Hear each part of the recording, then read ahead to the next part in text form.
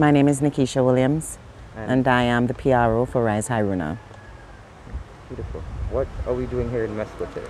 Well, today in Mespo, we have come to support Cornelius John. We know that today would have been the hearing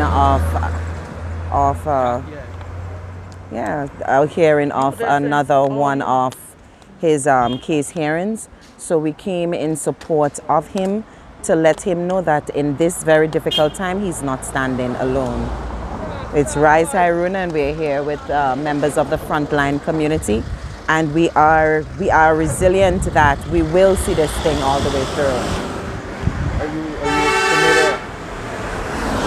Are you at all familiar with what particular charge he was facing? We do know he would have been, supposed to would have given some sort of evidence today, but we also discovered that the case would have been postponed to November 5th, or is it the 4th?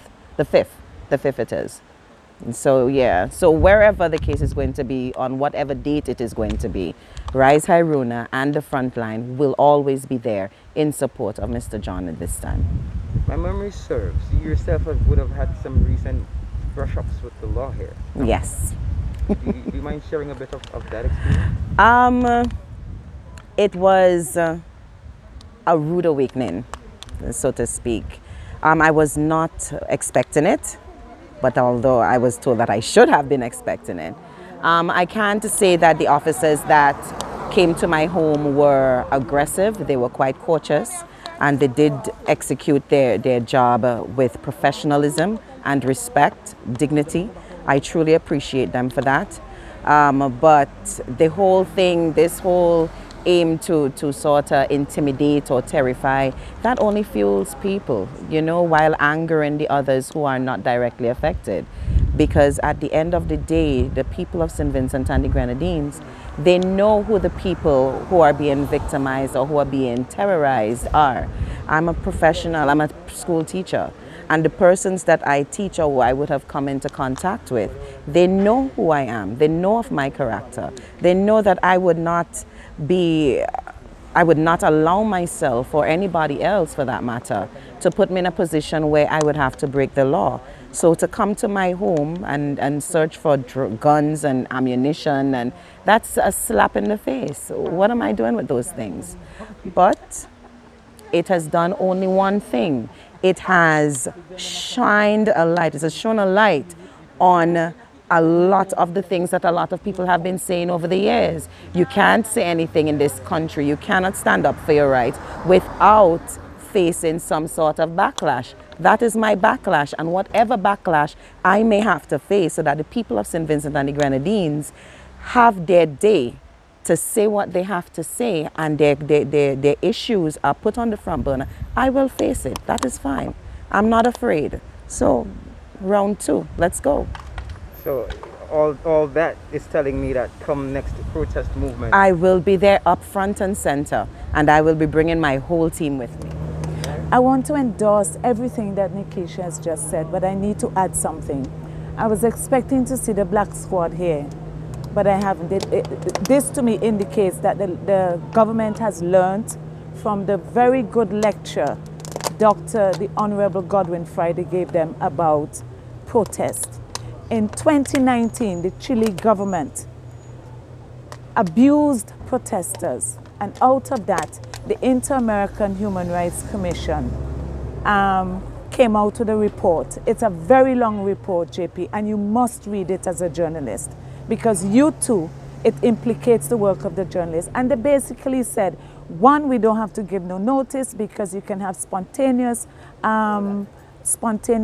protest, and worse, going and trying to criminalize protesters is wrong.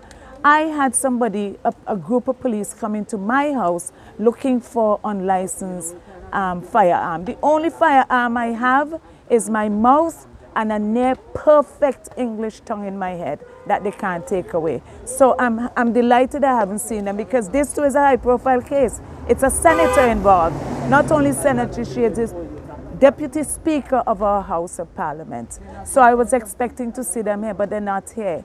And as I said, anywhere Ashelle goes, we are going to turn up to support Mr. Cornelius John. And I'm sorry we missed her, but we'll be there for the next time. And by the way, I think that that adjournment coincides with that of Kenson and Adriana in Kingstown. So if that is the case, I stand corrected. If that is the case, somebody playing games. The Director of Public Prosecutions, she initially suggested a date of the 3rd of December. I think it was the Magistrate suggested 3rd of December. And the DPP, Mr. Jellemat, what she did was she suggested, well, that was a good time because it would give time for Overseas Council to be here and to prepare and so forth. But then there is also a situation where it was suggested by Mr. Dwayne Daniel, who is representing Ms. Ashelle Morgan. After consultation, he was suggesting that an earlier date be given. So they decided on November 5th, and all parties seem to be in agreement with that. Bearing in mind that the case of Ashelle Morgan against, Ashelle Morgan and Mr. Cornelius John, that is listed for November 12th this year. So they're looking at the DPP did express some concern about, being able to have some time between both cases. Okay. For Overseas Council. And the cases would be heard right here at the Mesopotamia Magistrate Court. Well, as it is, yes. The one involving Mr. Karim Nelson and Ms. Ashelle Morgan, that is for the Mespo Court. And the other one involving Mr. Cornelius John and Ms. Ashelle Morgan, that is for the Bible Court, Bible Magistrate Court. Right. Go ahead, sorry. No, I was just saying, yes. And just to remind Ms. K. Bacchus Batiste, she has a watching brief, right, in the matter involving Mr. Karim Nelson and Ms. Ashelle Morgan. Because while she is representing Mr. John in the Ashelle Morgan case, in which Ashelle is the virtual complainant, and she will be represented by the state or, as I said, somebody coming from overseas, prosecuted from overseas. So in this matter with Ashelle Morgan and Mr. Karim Nelson, Ms. Bacchus Batiste has a watching brief.